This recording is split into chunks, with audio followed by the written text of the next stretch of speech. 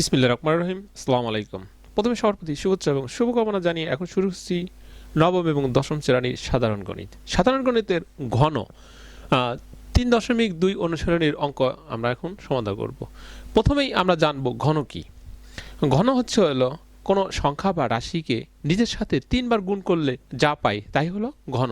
একটু লক্ষ্য করো, যেমন যদি আমরা একের সাথে এরকম 3টা এক এভাবে গুণ করি তাহলে কি হয়, আমরা যা পাবো ঘন হবে। আর সূচকের নিয়মে উপরে কি আছে, একটা পাওয়ার আছে। এই সূচকের নিয়মে পাওয়ারগুলো কি হয়, যোগ হয়। তাহলে কি হলো, উপরে 3 পাওয়ার এল, এটা ঘন। কেমন? আবার যদি এ প্লাস বি 3টা লিখি, এ প্লাস বি রাশি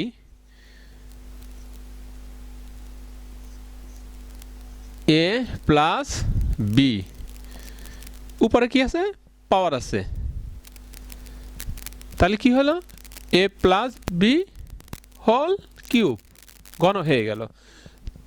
তাহলে আমরা এতক্ষণে বুঝতে পেরেছি যে ঘনটা কি, অর্থাৎ কোনো সংখ্যা বা রাশিকে নিজের সাথে 3 বার গুণ করলে যা পাই সেটা হলো ঘন।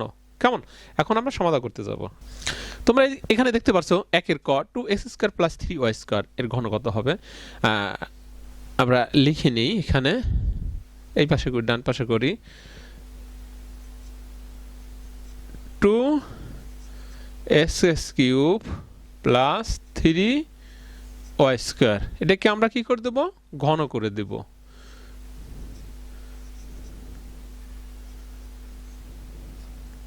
সরি, 2x² হবে।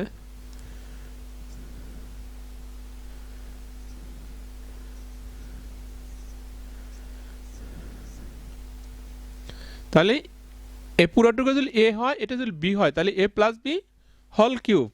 এখন এ প্লাস বি হোল কিউবের সূত্র আছে, আমরা সেই সূত্রতে ফেলে দেব। সূত্র অবশ্যই মনে রাখতে হবে, মুখস্থ করে নিতে হবে। তাহলে এ Q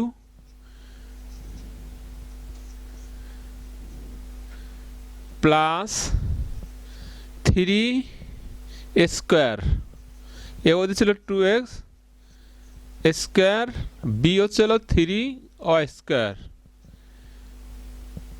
plus 3a 2x² b² plus B cube 3y³ কেমন? এইবার যদি আমরা একটু গুণ করে দেই, এটা কত হবে, 2 দুগুণে 4, 4 দুগুণে 8, 2 কে যদি 3 বার গুণ করি কত হবে, 8, 3 দুগুণে 6, x⁶, কেমন? প্লাস এইবার যদি করি 2 দুগুণে 4 হয়, এই 4 3 এর সাথে গুণ করলে 3 4 12, 3 12 36, x গুণ করলে x⁴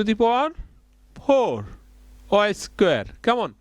প্লাস এটা যদি গুণ করি 3 3 9 হয়, 9 দুগুণে 18, 3 18 54, x² y⁴, কেমন? 3 3 9, 3 9 27, y⁴ কেমন? এটাই আমাদের কি হলো, আনসার। কেমন? আচ্ছা, আমরা এখন পরবর্তী অঙ্কটা করতে যাচ্ছি। এইটা খ নাম্বার।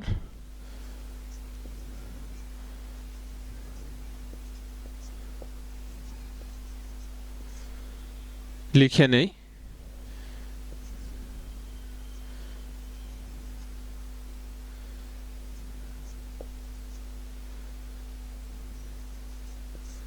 কিউব করে দিলাম।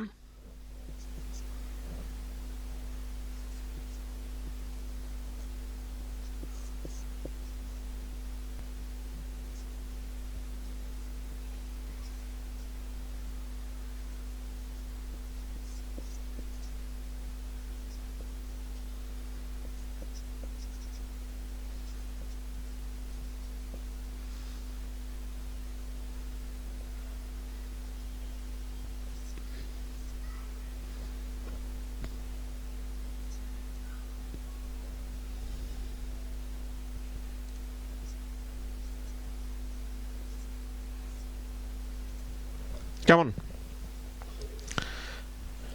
এখন আমরা যদি এটাকে 7 কে 3 বার গুণ করি তাহলে আমরা পাই 343 m to the power 6 minus এটাকে গুণ করলে 7 7 49 294 m to the power 4 n plus 3 7 21 42 m square n square minus 2 দুগুণা 4 4 দুগুণা 8 n কিউ প্লাস এটি আনসার। কেমন? একদম ভেরি ইজি। আশা করি তোমরা বুঝতে পেরেছো, খুব সোজা। খোদা হাফেজ, এখানেই রাখছি।